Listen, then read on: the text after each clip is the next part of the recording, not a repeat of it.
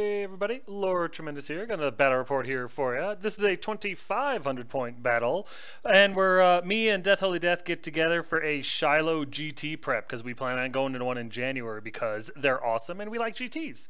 But yeah, we're getting rid of obviously all the Kane rules. Still doing the 50-50, but that's because that's the rule now, and that's the way the TOs at Shiloh have decided to rule it. So yeah, we're all the Legion rules are completely thrown out. I'm back to my Tomb Kings, and he's actually taking his vampire counts. So yeah, this is our little prep battle for that. So sit back, relax, and get ready to see how this one pans out. Assemble the army! Here's my list, and well, it's all Tomb King, so you're gonna see a bit of a change. I have a Tomb King, Lord Tremendous. He's got a shield, the Sword of Anti-Heroes, the Armor of Destiny, the Dragonbane Gem, and the Other Trickster's Shard. Went with this because I really like the Sword of Anti-Heroes, and it says any unit, or any character that's in base to base with his unit or the bearer. So, +1 attack and +1 strength on a Tomb King is pretty effing brutal. So, especially considering he's in my big 10x6 unit of skeletons, yeah, I get a few extra attacks and a few extra strength every combat, pretty much. Then the Armor of Destiny, self-explanatory, Dragonbane Gem. This dude's doused in gasoline. He needs something with flaming attacks. And the Other Trickster Shard, because when I wound you, I want it to stick. Then I have my Lich High Priest, Queen Elizabeth. She's a level 4 wizard. She's my Hierophant because I need one of those again because, no Legion rules. She's got the Staff of Sorcery because +5 to Dispel is outstanding. And the Laura Nehekara. Then I have a second Lich High Priest, Dark Vincent, who's a level 3 wizard with a Dispel Scroll. He has the Golden Death Mask of Karnut, and I was trying it out. And he uses the Lore of Undeath because I like it. My hero choice is my Necrotech Sinister Jeffrey, who with the Sword of Might and the Dragon Helm. I love the Necrotech. I love that he gives my constructs a 6-up regen and hatred. He's worth it. And for like 60 points, 70 points, 80 maybe, dirt cheap, totally worth it. My core choices consist of 58 Skeleton Warriors, the Fateless, with light armor, shields, and full command, 12 Skeleton Archers, the Queen's Guard, with light armor and full command, and 3 Chariots, the Rolling Bones, with Banner Musician and the Banner of Eternal Flame, as well as 3 other Chariots, the Thunder, with Banner Musician, because I'm a huge fan of units of Chariots. My special choices are my War Sphinx, Kitty, with Fiery Breath, and my 3 Medusa Stalkers, those that gaze. And my rare choices are my staples, my Hyro Titan, Nad Protector, and my Casket of Souls. Here's Death Holy Death's army list, and it is as follows. He has a Vampire Lord, Corona the Devil, I think. Level 4 Wizard, Sword of Anti-Heroes, Dragon Helm, Talisman of Preservation, Other Trickster Shard, Red Fury, Beguile, Quick Blood, and the Lore of Vampires. He also has a Master Necromancer, Elizabetta, the High Priestess, who's a level 4 Wizard with the Black Parapet, Rod of Flaming Death, and the Lore of Undeath. His hero choices are another vampire, Aaron the Tower, who's a level 1 wizard, BSB, Sword of Swift Slaying, the Spell Scroll, Red Fury, and Lore of Undeath. And he's also got a necromancer, Tiferet the Hermit, who's a level 2 wizard with the Staff of Damnation and the Lore of Vampires. His core choices consist of a unit of 50 Skeleton Warriors with Spears, Shields, Full Command, and Banner of Eternal Flame, and 40 Skeleton Warriors with Shields and Full Command. And he's also got a unit of 20 Zombies with a Banner and 5 Direwolves. His special choices are a Corpse Cart with a unit of 5 Hex Race, and his rare choices are 2 Morghast Arachai, those are the guys with the halberds, very cool models, and a Mortis Engine, because why not? Here are my spells. As you can see, I've got some from the Lore of Death, I've got some for the Titan, and I've got 4 for the Lore of Nehekara. And here are death spells, which, well, you're looking at. Here's deployment, and for the most part, Vampire on Tomb King. I figured, let's see what I can do. I have my War Kitty, I have my Skeletons, Skeleton Warriors. They're pretty much blocking off the casket, making it hard for him to get a hold of it. The Archers with both High Lich Priests are in the back there. The idea was he's got to come to my center, and then I'm going to charge him with all the Chariots, try to take out as many as I can. And hopefully magic and some luck will take care of those hex rays for me. Maybe I was going to try to raise my own hex race or some spirit host with Lore of Undeath and get them in the way of the hex race. I thought that would be great. Other than that, archers to take care of the dogs and just do as much damage to them as I can with the casket and magic and shooting until I have to deal with them in close combat. That was it. I mean, that was really the plan. It was very simple. Here's Death's right flank, which consists of his Hex Race and his Mortis Engine. And here's his center from left to right. There's his huge unit of Skeleton Warriors with spears. I believe his Vampire Lord and his Mini Necro are in there. Then he's got the two Morghasts in the back. He's got a Corpse Cart right there in the middle. Next to him is a smaller but larger unit of, or deeper unit anyway, of Skeleton Warriors with his BSB. He's the guy with the big wing. And his vampire. Well, no, that was his vampire. And then he's got his, I don't know, maybe the mini necromancer or the big necromancer in there. I think it's the big necromancer. No, it's the little necromancer in there. And then in the clear unit there, those are zombies with his Master Necro. The other ones have the little Necro and the BSB. And then, of course, his general is in with the big unit of Skeleton Warriors. There, that's how it goes. And then, of course, in the corner there you see his direwolves. Here's pretty much my army. I was pretty close together. From right to left is my Titan, my chariots. Those are the ones with the flaming banner. You can tell because two of the chariots are painted. Yay! In the back there are my two High Lich Priests in their unit of archers. I have my unit of Skeleton Warriors with my Tomb King and Necrotech installed. I have my Casket, my War Kitty, and my other unit of chariots without a magic banner. Here's top of one after movement, and I believe I got to go first, and all I did was shift. The War Kitty and the chariots on my left flank there just shifted a little bit, and that was it, because there was no reason for them to move whatsoever. Oh yeah, and the Titan moves a little bit to get a better angle of the dogs for like Shem's Burning Gaze. During the magic phase, I'm able to get Bubble Ward off and pretty much ward save everything you see in the picture. The only thing that wasn't within 12 inches was the unit of chariots on the left flank. That's why they're not in the picture. And then during the magic phase, I get Shem's Burning Gaze off on his direwolves and kill 3 of them. I know it's 2d6 strength 4. I only killed 3 of them. Yeah, I know. Then the casket shoots off and kills off 2 of the hex rays, which I'm happy about. It does bounce through most of his army, but he's got a BSB and he's got his general right there, and he was rolling low. So the only thing that I affected was his hex race, and that broke my heart a little bit. But you know what? 2 hex rays die. I'll take it. In the shooting phase, my chariots turned out did have line of sight to the, what's it called? To the dogs, so they fired and killed the last 2. So that was awesome. 2 hits, 2 wounds. I love it. Due to the fact that sometimes I'm stupid, I didn't realize I screwed this up. But yeah, I didn't get a picture of bottom of 1 after movement or anything else. I just completely brain farted, and I apologize. So here's top of 2 after movement. And recap of bottom of 1. As you can see, he moved up a bit. He came at me kind of cautiously, as you can see by there being no wound markers or anything like that. He didn't do anything to me, nor did he raise anything. Very unimportant phase. So that's probably why I missed a lot of the pictures, but it happens. I apologize. I'm not perfect. Your refund's in the mail. During my movement phase, though, again, I just kind of repositioned my kitty and my chariots. I was worried about the hex race. I would have loved to get a hold of that Mortis engine, but I was worried about those hex rays, so I decided to keep my stuff back. My skeleton warriors and everything like that. Everything just kind of shifted back a little bit, and my Titan turned to face the, what's it called? Hex race, because I wanted to try to Shem Burning Gaze them out of existence. During the, oh yes, and my stalkers came into the back of the, what's it called, corpse cart there. So nothing happens in the magic phase whatsoever. So in the shooting phase, my hex rays do a decent amount of damage, actually, a decent amount of shots at the corpse cart there. I think it was like 7, I think I did 8 hits and 7 of them wounded, needing 5s. He regened all but 1. And I misfired, and one of my stalkers died. That sucked. But it is what it is. I can't fault the guy for rolling good.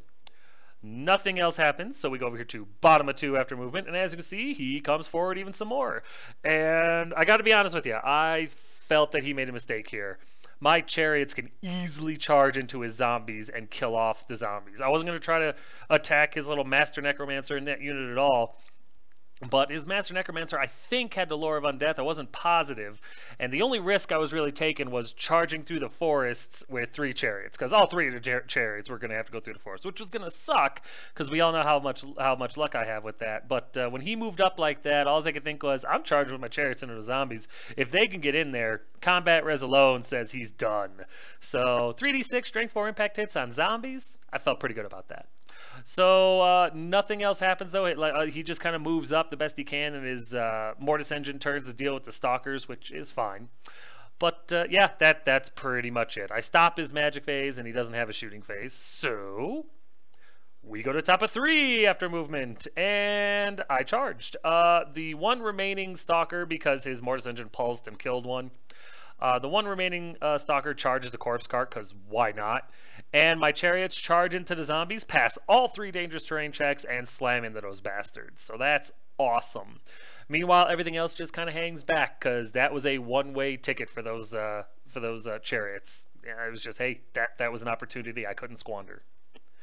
There's a better picture of my chariot slamming into his zombies with Master Necromancer installed, and the plan here is to just do as much damage to those zombies as I could so that combat res crumbles the unit and the Necromancer dies. And there's a better picture of my Stalker slamming into his corpse cart, because my Stalker was dead next turn anyway. I figured, why not? During the magic phase, I'm able to get Bubble Ward off yet again, and I get everything but the chariots on the on the left side there, and of course the chariots that are in combat with the zombies. They were just too far out. But just to give myself a little bit of an advantage, I threw a few spells that he stopped. I was trying to raise some, Spirit Host and stuff like that, and he just wouldn't let me. So after his magic phase was low enough, or his dispel dice were either depleted or I had just enough left, I threw the bubble +1 attack, the 24-inch bubble. Everything gets +1 attack or +1 shot, or multiple shots too, or however you want to see it. And it goes off, and it was glorious. And I was able to get everything with that. So my chariots now have extra shots. The chariots that just got into combat have +1 attack. Very exciting. Very exciting. And then with 1 dice left, I fire off the casket and it goes off. And the only thing that it hurts is the Morghast Araki. And it does 1 wound to him. So it's something. I think actually that's not true. I think I might have gotten a few skeletons out of his unit too. That's not a huge big deal, but it's a start. During combat, it's not overly impressive, but it'll work. I ended up doing nothing to his corpse cart. He ended up doing a wound back, wound to charge, nothing. I lose by 1, but he's an arcane construct, couldn't care less. He's hanging on by a thread, but it is what it is. And then over here, the chariots obliterate all the zombies. I think after combat was over, I took a wound from his Master Necro of all things, and I think he had like 3 zombies left. I don't think he had much. So combat res exploded the unit. The Master Necromancer died, and that's awesome. I overrun with my chariots just because I didn't want his skeleton warriors and stuff like that charging into the flank of my chariots. It's not like I could flee.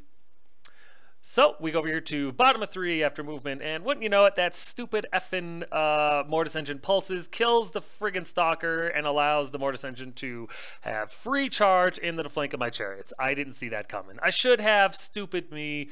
It didn't work out. So yeah, his Mortis Engine, once he killed the Stalker with his pulse, had no problem charging into my skeleton chariots, and that sucks. Other than that, the rest of his stuff just kind of moved up closer, figuring either I was going to charge him or he was going to charge me. It wasn't going to go, the perfect way or anything like that.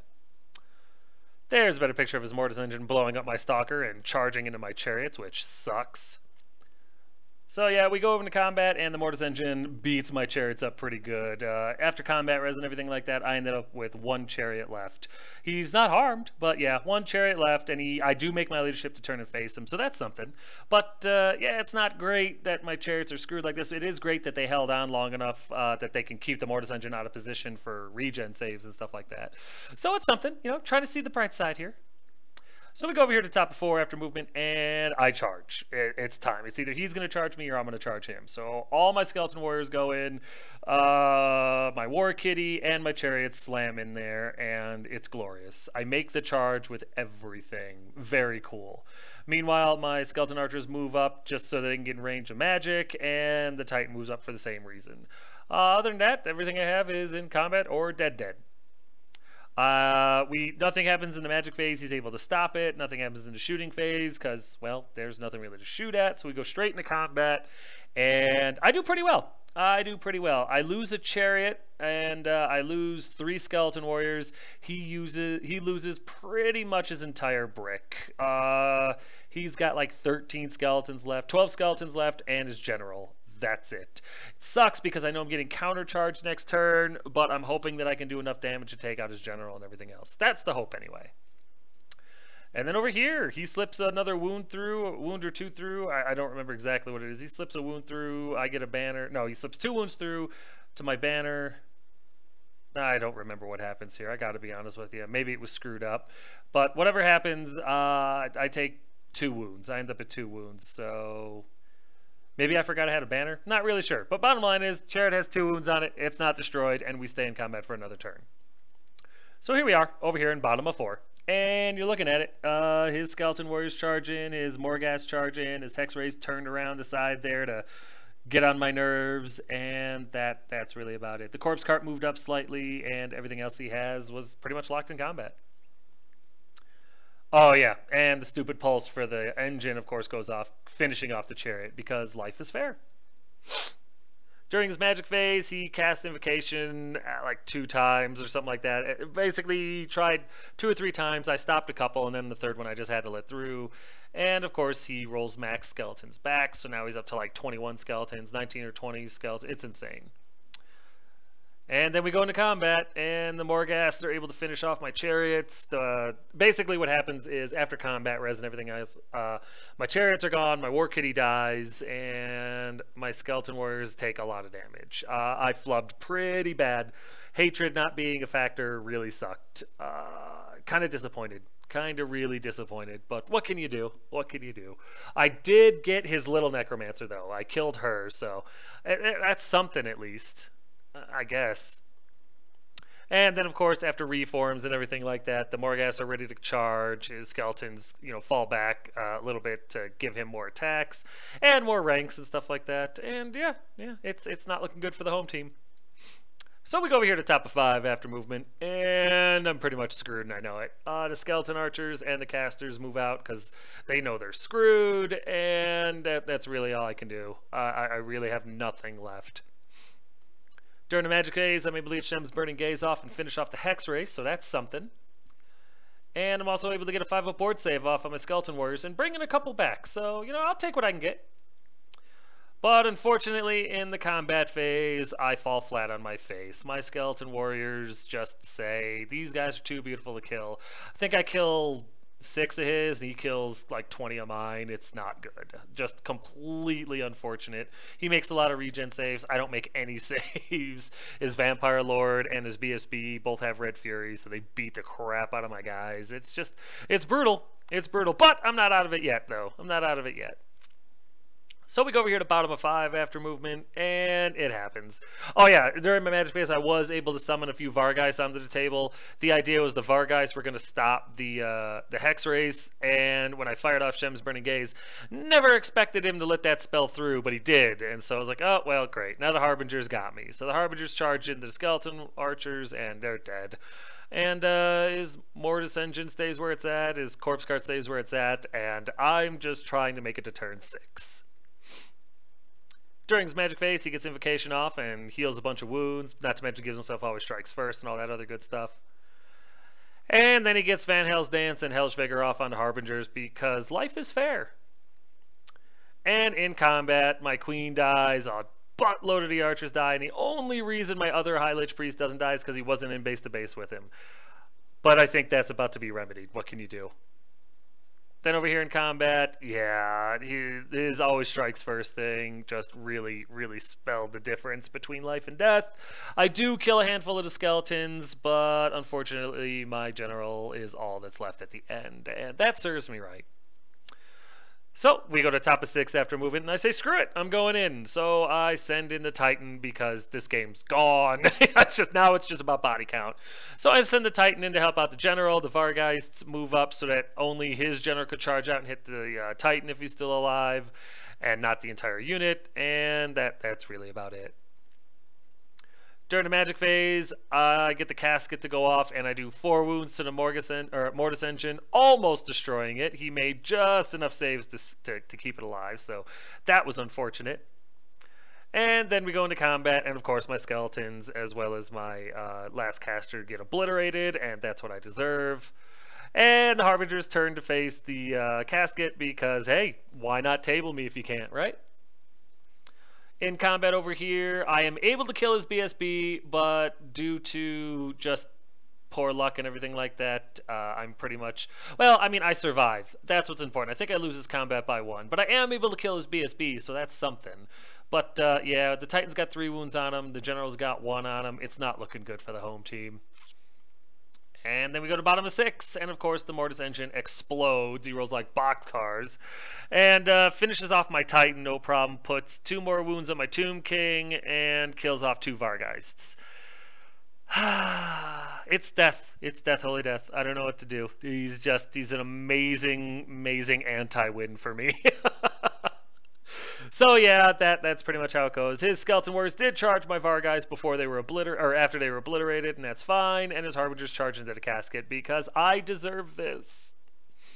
There's a better picture of his Harbingers slamming into my casket, and I'm hoping that maybe the casket blows him up. Maybe. Doubtful, but whatever. And there's a better picture of his Skeleton Warriors slamming into what's left of my Vargheists. Nothing happens in magic or shooting worth really mentioning. We go into combat, and the Harbingers explode the casket, no problem. The resulting explosion finishes off the Vargheist. That's it. Doesn't hurt anything else, because life is fair. And then in combat over here, I flub spectacularly. 4 attacks, I hit once, wound once, and with 3 ranks and a banner to nothing, I die. I do the curse. I think I kill 1 more Skeleton Warrior, and that's it. And that's the end of the game. I got my sorry ass tabled. But you know what? It's death, holy death. I made it to the end of 6. And he's just a better general than I am. Plain, simple, to the point. I would love to be able to blame something else. Fate, the dark gods, the dice, the models, the rules, anything. But I can't, because I know in the end it's my fault. So, what can you do? It is what it is. And he outplayed me, and it was still a fun game. We were laughing pretty good. Well, he was laughing at my misfortune. I was laughing at my misfortune. So, I guess we were laughing at the same thing. No, we had a good time. It's always fun to play Death. But it's a solid list. We both saw changes that we needed to make. For example, I'm getting rid of that golden mask crap that was completely useless. Not just because it was this army, but because there was no time at any time that I thought being within 6 inches of his unit was a good idea for my caster. So yeah, I'll have to move that around and stuff. But you know what? We'll get to the recap in a minute because this game is over. That's it, man. Game over, man. It's game over.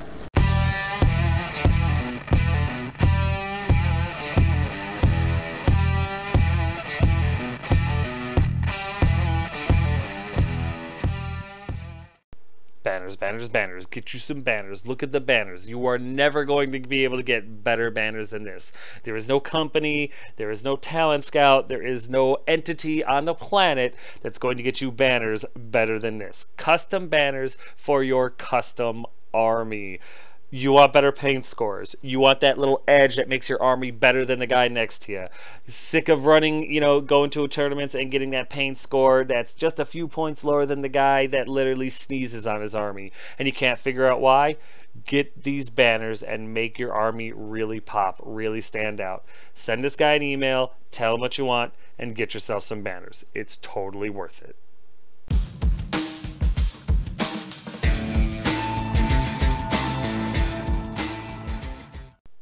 Alright guys and gals, there it is. Token Gal is back, and she's back in full operation mode of making tokens. So if you missed out before she went and got married and became Mrs. Token Gal, or however that works, this is your chance. Get your tokens now. Send her an email. Send her your monies. Get yourself some tokens. They're dirt cheap, solid gold quality. You're not going to be disappointed. Tell her Tremendous sent you. She'll probably know. But yeah, get these tokens. They're so much better than just using dice. They're so much easier to remember everything. You don't have to worry about your cards getting lost, stolen, ripped, torn, whatever. And, they're glass beads, cool high-def pictures. Totally worth it. Get yourself some tokens. You won't regret it.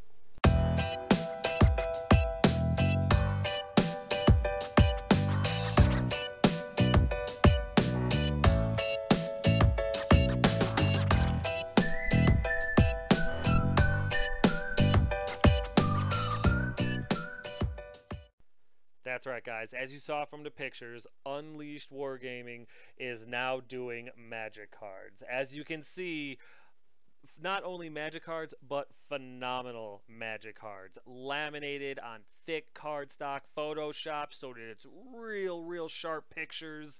The words are easy to read. It's real obvious they're numbered, the casting value, the type of spell it is. And they're so unique. They're beautiful magic cards. I have every intention in the world of sending just all the orders I can get to this guy when 9th edition comes out to give me a whole set of the magic cards, because these are amazing. Not only does this guy do great painting, so if you want your models painted, you need something painted, and you want it painted at a real good standard, at a professional standard for a damn good price, contact this guy. Send him an email. Get yourself some cards. Get yourself your army painted. You won't regret it. Let him know Tremendous sent you.